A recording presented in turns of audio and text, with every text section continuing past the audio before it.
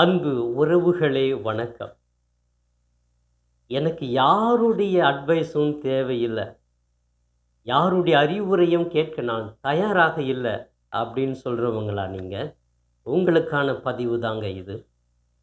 நம்முடைய மனித வாழ்க்கையில இப்ப உள்ள காலகட்டத்தில ஏதாவது ஒரு அறிவுரை சொல்லிட்டா, நல்ல பண்புகளை பற்றி சொல்லிட்டா, சடார்ன்னு கோபம் வருது.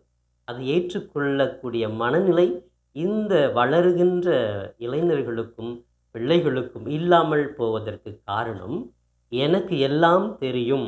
எனக்கு யாரும் எந்த அறிவுரையும் சொல்லத் தேவையில்லை என்ற ஒரு மனநிலைக்குள் வாழ்ந்து கொண்டிருக்கிறார். இப்படி மற்றவருடைய அறிவுரையை கேட்காமல், தானாகவே அனைத்தையும் செய்கிற பொழுது என்ன நடக்கிறது? மற்றவருடைய பண்புகள், நல்ல அறிவுரைகள், அனுபவங்களை இழந்து விடுகிறோம். எனவே யார் ஒருவர் மற்றவர் சொல்வதை முதலில் கேட்கிறார்களோ, அவர்களுக்குத்தான் நல்ல பண்புகள், அறிவு, தெளிவு, ஞானம், ஆன்மீக காரியம் வளருகிறது என்று பலர் கூறுகிறார்கள். அப்படிப்பட்ட அறிவுரையை கேட்க ஏன் கசப்பான அனுபவமாக மாறுகிறது என்றால், நான் அவர்களுக்கு மதிப்பு கொடுப்பதில்லை.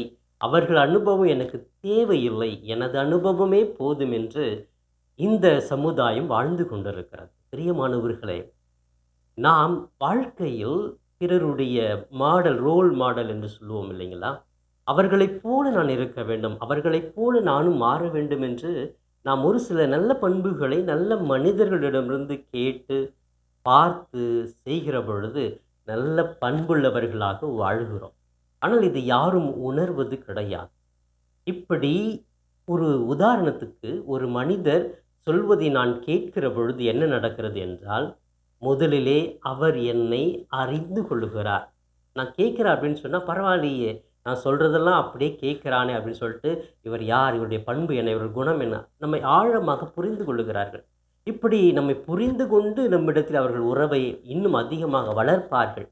இப்படி நம்மிடத்தில் அனைத்தையுமே அறிந்து, புரிந்து இருக்கிற மனிதனை நாம் அறிந்து கொண்டால், அவர்களை நாம் ஒரு முன் உதாரணமாக எடுத்துக்கொண்டு, ரோல் மாடலாக எடுத்துக்கொண்டு, அவர்களை பின்பற்றுவோம். இதுதான் நடக்கிற ஒரு எதார்த்தமான செயல்.